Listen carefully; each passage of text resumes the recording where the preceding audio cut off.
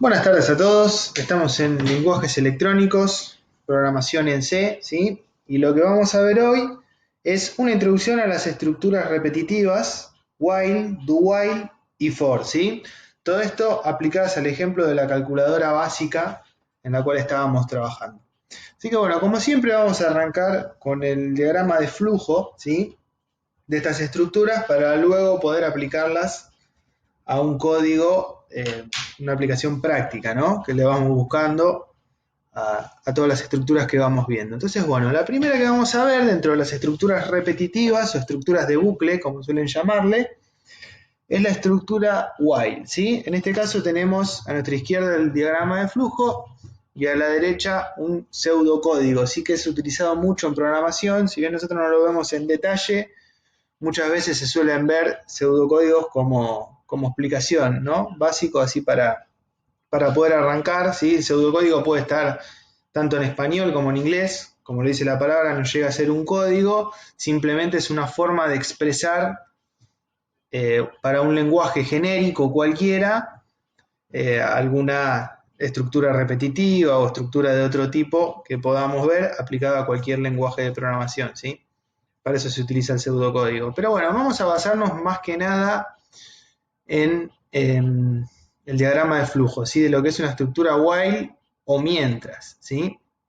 Básicamente lo que hace una estructura while es chequear una condición y si esta se cumple, quedarse dentro de un bucle, ¿sí? Un lazo o un loop, como le llamamos en electrónica muchas veces. Bueno, fíjense, comienza el programa, chequeo una condición, si la misma se cumple, ejecuto instrucciones. Una vez que las ejecuto, vuelvo y reviso nuevamente la condición.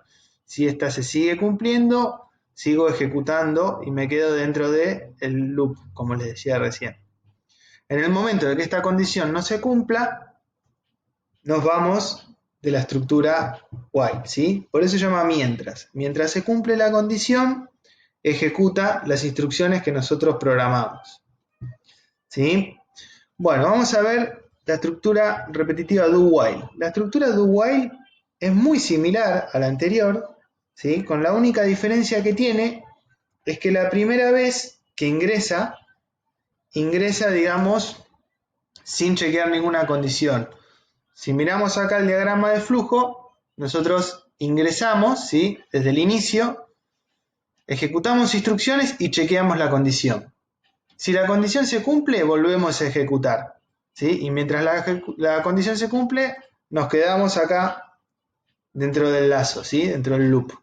En el momento que la condición deje de cumplirse, nos retiramos. ¿Cuál es la diferencia básicamente entre la estructura while y do while? Es que la estructura while, aunque sea la primera vez, si no se cumple la condición, nunca va a ejecutar, ¿sí? Las instrucciones que nosotros tenemos acá dentro del while. Mientras que la do while, ¿sí? La primera entra sí o sí. Digamos, si vemos el flujo del programa, el programa viene acá, ingresa, chequea la condición, si no se cumple sale. Pero en primera instancia ejecutó las instrucciones, ¿sí? Esa es la diferencia que tiene y van a ver que nosotros vamos a usar esta estructura para hacer los menús repetitivos, ¿sí? Que es la estructura do while o hacer mientras. Mientras se cumple la condición, ejecutamos. Pero en primera instancia, realizamos las acciones que tenemos. Esto es muy útil en los menús, que ahora les voy a mostrar por qué, ¿no? Cuando venga la parte práctica. Bueno, la próxima estructura y la última que vamos a ver de las repetitivas es la estructura for, ¿sí? La estructura for o para lo que hace básicamente es chequear las condiciones y repetirlas, pero un número determinado de veces. Esa es la diferencia que tiene con la estructura mientras. La estructura mientras repite el proceso que nosotros estamos ejecutando, pero no tiene una determinada cantidad de veces, sino que lo hace tantas veces como se cumpla la condición. Esa es la diferencia elemental que tiene. Esa condición después vamos a ver en base a qué se cumple o no. Tiene que ver mucho con cómo lo programamos. Y ahí infinidad de ejemplos, ¿no? Pero el for lo que tiene es que nosotros ya de antemano sabemos qué es lo que se va a ejecutar. O sea, qué cantidad de veces se va a quedar repitiendo el bucle, ¿sí? Dentro del for, lo sabemos de antemano y lo vamos a programar. Esa es la diferencia que tiene un for con un while. Si miramos el flujo del programa, primero inicializamos. Inicializar tiene que ver con, digamos, darle estos valores que les decía yo que ya tenemos que saber con anterioridad. Desde dónde vamos a ir desde dónde partimos hasta dónde vamos a llegar dentro de la instrucción. ¿Sí? Entonces, inicializamos el valor, ahora vamos a ver un ejemplo práctico igual. Chequeamos la condición, si esta se cumple, ejecutamos las instrucciones y realizamos un incremento. Después van a ver que todo esto es programable, ¿sí? O sea que realizamos el incremento y volvemos al principio. Si se cumple la condición, volvemos a ejecutar. En un momento, la condición no se va a cumplir, luego de realizar el incremento una determinada cantidad de veces, y automáticamente vamos a salir directamente. De acá nos vamos a ir. El tema de la sintaxis, ya yéndonos bien al C y no al pseudocódigo, lo tenemos en los archivos cargados, ¿sí? En los apuntes teóricos. En el caso de while, ¿sí? En C, cómo ejecutarlo, fíjense que acá tenemos la estructura repetitiva con un pseudocódigo en español. ¿Sí? Que muchas veces se utiliza como para estudiar, ¿no? Tanto los diagramas de flujo como el pseudocódigo, para tener una introducción a cualquier tipo de lenguaje. En este caso aplicado al C. Entonces acá tenemos todo lo que es el tema de sintaxis. Cómo hacer un while, ¿sí? While, condición y las sentencias que ejecutamos. Cómo hacer un do while, fíjense que el do while termina con punto y coma, ¿sí? A diferencia del while y del if y del switch case, ¿sí? Solamente esto es un caso aparte, ¿sí? Que lo concluimos con punto y coma. Y luego la sentencia for, en la cual vamos a poner la variable, la condición y el contador, ¿sí? De dónde arrancamos, hasta dónde llegamos y cómo contamos. Si vamos de 1 en 1, de 1 en 2, ¿sí? Y demás. Bueno, vamos a ir a un ejemplo en C. Para eso vamos a seguir analizando la calculadora básica, ¿sí? Que hicimos con switch case. La aplicación que le damos al do while es el hecho de poder realizar, digamos que la calculadora ahora nos permite realizar más de una opción y tener una opción de salida, o sea, poder quedarnos dentro del menú realizando opciones de manera indefinida hasta que el operador toque una letra que implique salir del programa, ¿no? Entonces, bueno, fíjense, al menú de opciones yo le agregué unas cositas. Suma, resta, multiplicación y división, que ya vimos, y una opción para salir, porque ahora el usuario va a tener que ingresar una tecla para salir del menú, si no se va a quedar el programa dentro de ese loop que hablábamos hoy, ¿no? Hasta que el usuario ingrese X y el programa salga del menú y finalice, ¿no? Entonces, bueno, fíjense cómo lo hice. Al menú básico que ya teníamos, le agregué el do while, ¿sí? Entonces puse do, y acá dentro de las opciones agregué una opción que va a ser la opción X, que es la opción para salir. Esto está acá abajo, en el case X. El case X simplemente imprime un cartelito que diga opción de salida. Y acá está la sentencia que hace que el menú deje de ser repetitivo, ¿sí? Mientras opción sea distinto de X. Opción es la variable que ingresa el programador, ¿sí? Acá está. Entonces, si el usuario elige A, o B, o C, o D, realiza las operaciones que tenemos. Mientras no ingrese X, se va a poder quedar en el menú, interactuando con el programa, realizando las distintas operaciones que esta calculadora les permite, ¿sí? Que por ahora es bastante sencillo. Suma, resta, multiplicación y división. Cuando el usuario ingrese X, va a poder salir del programa, ¿sí? Entonces, bueno, esto lo vamos a probar y después le voy a mostrar cómo implementé la sentencia, la estructura for, ¿sí? Para realizar el case A de la suma con un pequeño agregado. Pero bueno, vamos a probarlo con las opciones B, C y D que ya estuvimos viendo para que vean que esto es repetitivo. Lo corremos. Voy a probarlo con la opción B de resta. Tenemos que la resta es 10. ¿Sí? Pero me deja volver a ingresar otra opción. Entonces voy a poner en este caso la opción C y me da la multiplicación. ¿Puedo ingresar nuevamente opción? Pongo D y ahí voy a obtener la división y nuevamente ingreso una opción. Así me puedo quedar infinitamente, tanto como yo quiera, hasta que ingrese la tecla X. Cuando toco X, el programa se va, que es la opción de salida, y me retiro de la ejecución del programa, ¿sí? Entonces, bueno, ahí ya tenemos cómo hacer el menú repetitivo. Fíjense que la pantalla se iba borrando cada vez que se repetía. Eso era para no acumular, digamos, muchas opciones distintas. El comando que utilicé fue system clear screen, que es el comando, digamos, que ejecuta para borrar la pantalla, ¿sí? System clear screen. Bueno, hasta ahí tenemos cómo hacer el menú repetitivo. Ahora lo que vamos a ver es cómo implementar un for, ¿sí? Para realizar suma de números. En este caso, digamos, poder realizar sumar números en cantidades más grandes. Por ejemplo, 5 números, 6 números, 7 números, lo que nosotros queramos, ¿sí? Y para eso vamos a usar un for. En este caso lo vamos a hacer un poco más real, ¿no? La calculadora entonces está programado acá en el case A. Fíjense, ingresamos al case A y le pedimos al usuario que nos diga qué cantidad de números va a sumar, ¿sí? Para eso tenemos una nueva variable que se llama cantidad. Y bueno, esa está declarada acá, ¿no? Int cant.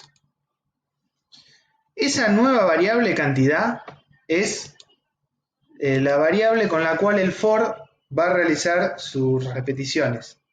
O sea, el for, si nosotros le decimos que queremos sumar 5 números, va a realizar una operación de suma 5 veces.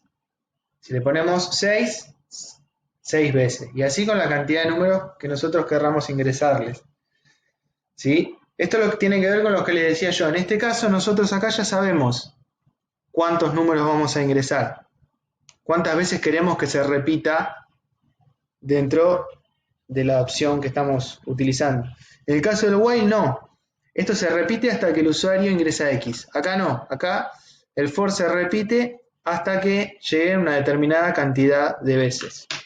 Entonces, bueno, tenemos la cantidad de los números, ¿no? Lo leemos por teclado. Cant, que es una variable, como lo decía yo, que está ahí. Entonces, bueno, ingresamos los números. ¿La idea cuál es? Poder ingresar, no sé, 5 o 6 números y que el programa los sume. Para eso vamos a utilizar una nueva variable que yo le llamé variable de suma o var suma, que está también declarada al principio. Y lo que vamos a hacer es inicializarla en 0 y luego irle cargando todos los valores que van llegando. O sea, la variable suma arranca en 0, si ingresamos un 5, al 0 le suma el 5. Luego si ingresa un 2, al 5 le suma el 2. ¿Sí? Y nos queda un 7. Después si ingresa un 3, bueno, al 7 le suma 3. Y así tantas veces como lo hagamos. Eso se llama acumulador en C, ¿sí? Y se usa mucho. Estamos realizando un acumulador. Porque si no tendríamos que realizar, si vamos a, digamos, si tenemos, no sé, 8 números, tendríamos que poner 8 variables para almacenar los 8 números, ¿sí? Y si tenemos 20 variables. Entonces eso no nos sirve a nosotros, digamos, tener esa información, si lo único que queremos saber es la suma. Entonces lo realizamos de esta manera. Vamos ingresando los valores y los vamos sumando, ¿sí? Suma es igual a más igual var suma.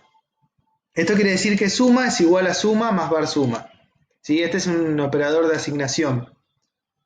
El operador más igual es el operador de asignación que le asigna, va acumulando los valores, ¿sí? En la variable suma.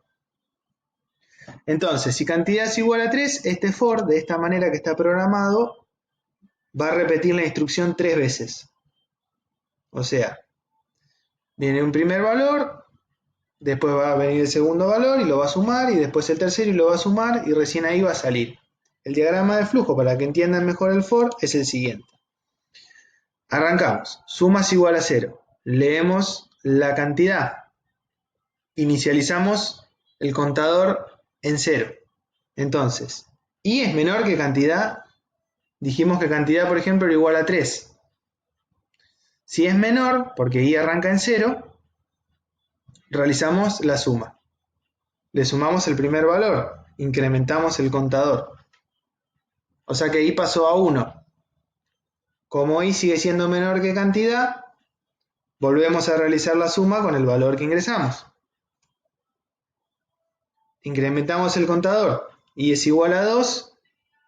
Bueno, volvemos a realizar la suma y cuando i pasa a ser igual a 3, directamente se va a ir. ¿Sí? Y esa es la forma por la cual realizamos la suma de 3 números en un acumulador en C. Vamos a probarlo. Esto es el case A, ¿sí? La suma. Suma. ¿Qué cantidad de números va a sumar? 3 números. Ingrese los números. 2, 3 y 4. Recuerden los números, ¿sí? ¿Cuánto tendría que dar la suma? 9.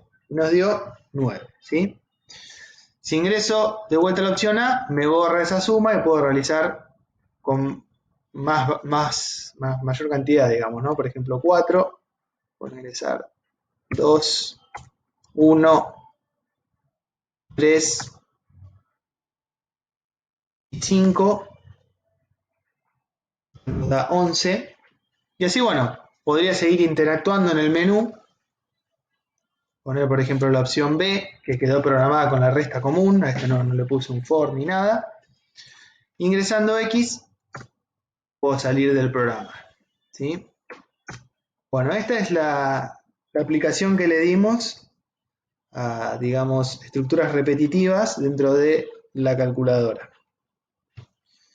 Bueno, algo que es muy importante es, digamos, cuando vayamos a hacer próximas entregas de los programas, es cómo realizar, digamos, un archivo en el cual el código sea claro, ¿sí? Porque hasta ahora siempre hicimos capturas de pantalla, pero cuando el código se hace un poquito más largo, se complica con una captura de pantalla. Entonces, bueno, podemos hacerlo de dos maneras. O generamos un PDF, ¿sí? Con el código completo, o hay una manera también de entregar el main.c.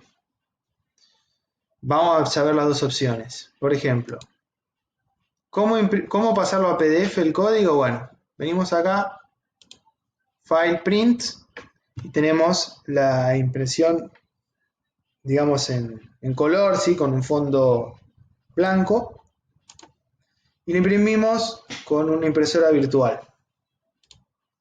En este caso yo ya tengo acá predeterminado el directorio donde voy a guardar el archivo y le voy a poner código, vamos a ponerle código 2 para que vean que es el que acabo de crear. Código 2, y cuando voy nuevamente al directorio, tengo el archivo código 2, que es un PDF con el código completo, ¿sí? De esta manera yo lo puedo leer sin ningún problema. La otra opción, volvamos acá, la otra opción es entregar el archivo del main. El archivo del main se puede abrir con bloc de notas y eso está en el directorio donde tienen guardado el proyecto, ¿sí? Que en mi caso le puse calculadora científica, todavía no la hicimos científica, pero después le vamos a agregar con la librería math, le vamos a agregar potencia, raíz cuadrada, algunas cositas más que vamos a ir viendo. Pero bueno, dentro del directorio, digamos, y en la carpeta donde está el proyecto tenemos el main.c y esto se puede abrir acá en Notepad o bloc de notas, el código, ¿sí? Completito, con sangría y todo, como corresponde para que yo lo pueda leer. Sí, es muy importante ver este tema porque cuando el código se va complejizando, necesito que entreguen archivos que sean prolijos y que sean legibles, ¿sí? De esta manera yo les cargo los códigos en el Classroom para que ustedes lo puedan ver. Así que bueno, este es digamos, el tema que sigue, estructuras repetitivas, y va a ser charlado en clase, tanto en clase por videoconferencia como en video tutoriales, y siempre, bueno, con su respectivo apoyo por el Classroom, ¿no? Como estamos acostumbrados a trabajar. Así que bueno, espero que les haya servido y que hayan entendido bien cómo utilizar estas estructuras y me consultan. Saludos a todos.